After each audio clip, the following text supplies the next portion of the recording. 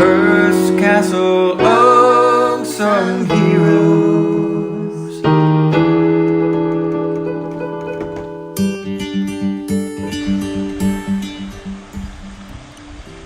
Hello everyone, my name is Kate and I'm a guide at Hearst Castle, or the ranch as Mr. Hearst preferred to call it. It's my pleasure to welcome you back to our Unsung Heroes series. Today we're going to take a look at the life and work of Lorenzo Cardini. Mr. Cardini was a stonemason and carver who worked on many projects here at the ranch in the 1920s and 30s. Mr. Cardini was born in Genoa, Italy, and he emigrated to America in the early part of the 20th century, just like so many of the artisans did who were employed by Mr. Hearst architect Julia Morgan. Mr. Cardini arrived in New York with just 10 cents in his pocket. He then made his way across the country to San Francisco, where there was work rebuilding the city after the 1906 earthquake and fire. There were mainly two types of work done by artisans hired by Julia Morgan and employed at the ranch.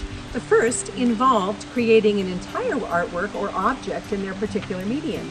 This could be wood or tile or stone. They would work from a design created by Julia Morgan or one of her architects.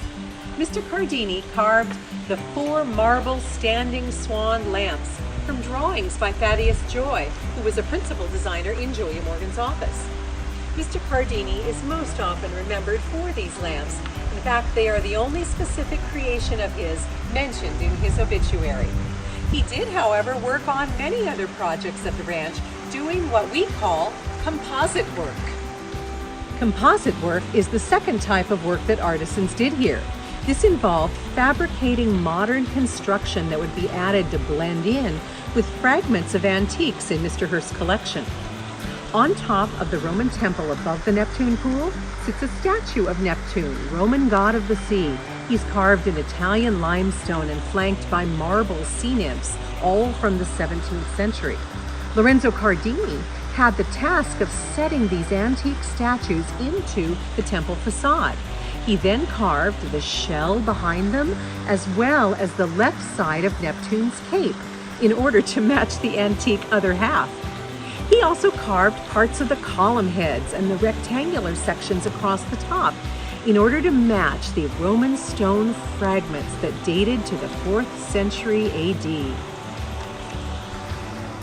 Mr. Cardini carved the Lotus Blossom relief work for this fountain, which was designed by Julia Morgan. It showcases the oldest artworks on the ranch, 4 statues of the Egyptian goddess Sekhmet, purchased by Mr. Hearst in the late 1920s. Seated at right is, we believe, the oldest of the 4, from Egypt's 18th dynasty, so she's over 3,500 years old. Mr. Cardini continued to work on various projects at the ranch through the mid-1930s.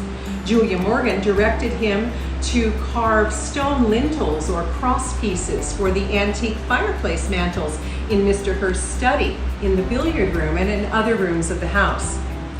After he returned to San Francisco, Mr. Cardini opened a sculpture studio, which he ran for 30 years. The studio produced marble fireplaces, tabletops, and headstones. He also did commission work and restoration for the California state and county buildings. Like so many of the artisans here at the ranch, Mr. Cardini's work is unsigned, but his artistry lives on. He's truly one of the unsung heroes of Hearst Castle.